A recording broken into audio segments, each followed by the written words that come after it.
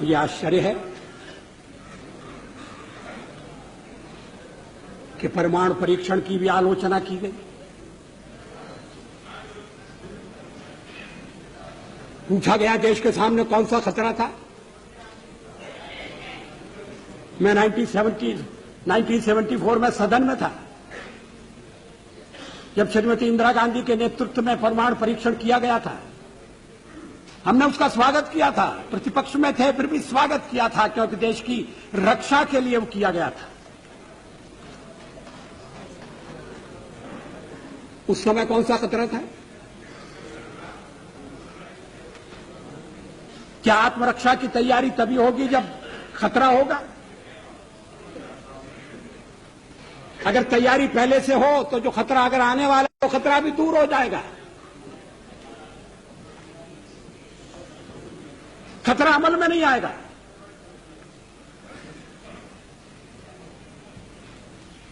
और इसीलिए हमने परमाणु परीक्षण करने का फैसला किया। हमारे कार्यक्रम का अंग है, उसमें लिखा हुआ है।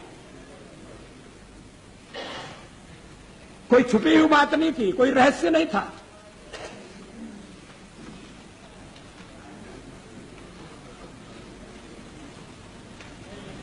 अध्यक्ष महोदय, परमाणु परीक्षण के बारे में श्री चंद्रशेखर जी ने कुछ विचार व्यक्त किए हैं।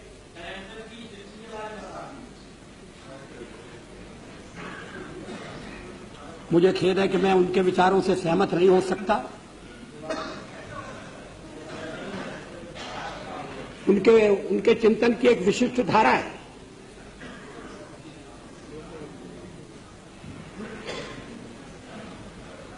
लेकिन 50 साल का हमारा अनुभव क्या बताता है?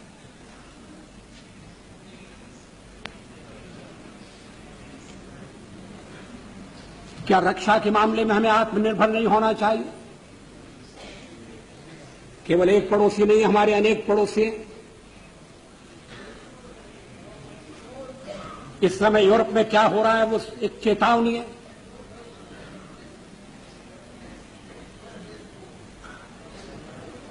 पोखरण 2 कोई आत्मश्लाघा के लिए नहीं था, कोई पुरुषार्थ के प्रकटीकरण के लिए नहीं था, लेकिन हमारी नीति है और मैं समझता हूं ये देश की नीति रही है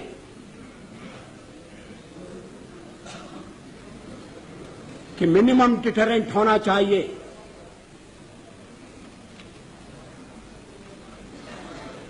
वो क्रेडिबल भी होना चाहिए।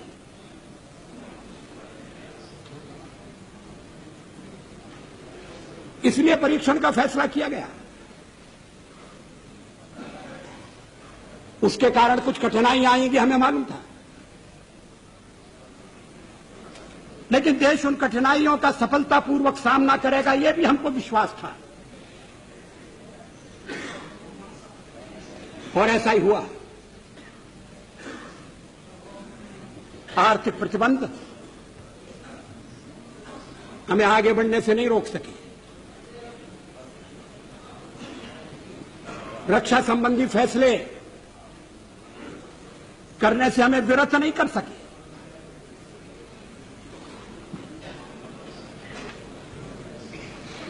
लेकिन परीक्षण के साथ हमने यह भी ऐलान किया कि हम परमाणु हथियारों का प्रयोग करने में पहल नहीं करेंगे।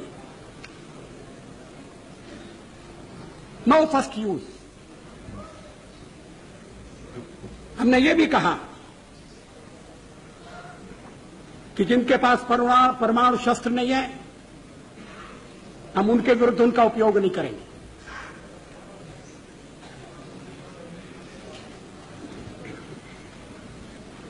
हमने परीक्षण बंद करने का भी ऐलान किया।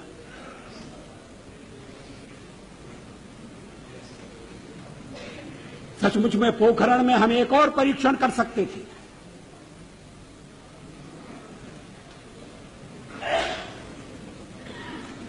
लेकिन जब हमें लगा कि वैज्ञानिक तकाजा पूरा हो गया है तो उस परीक्षण को हमने छोड़ दिया।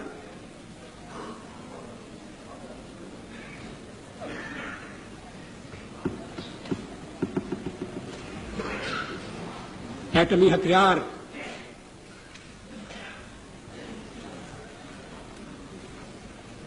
रक्षा के लिए भी हो सकते हैं।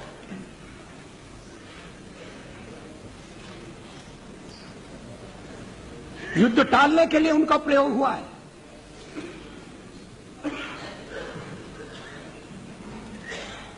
इतने वर्षों तक यूरोप में शांति रही, दो शिविरों में बटे हुए विश्व में युद्ध नहीं हुआ। इसके मूल में कहीं न कहीं ये बात थी कि शक्ति संतुलन है और इसलिए एक दूसरे को छेड़ने से बाज आना चाहिए। डिटरेंट के पीछे यही परिकल्पना है। इस पर सारा सदन विचार करे, इस बात की आवश्यकता है।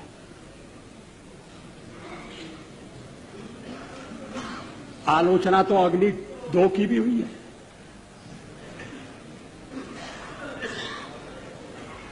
और उस दिन बड़ा विचित्र दृश्य उपस्थित हुआ जब सवेरे हमने अखबारों में पढ़ा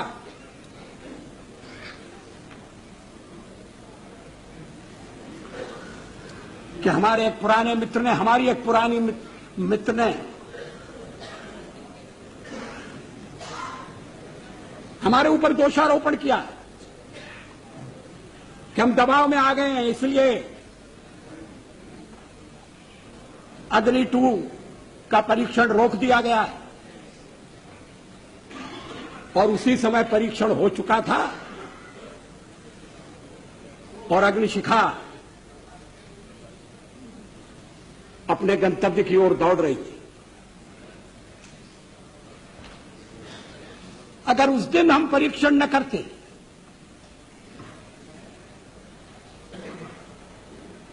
तो वो उनका वक्तव्य भ्रम पैदा कर सकता था।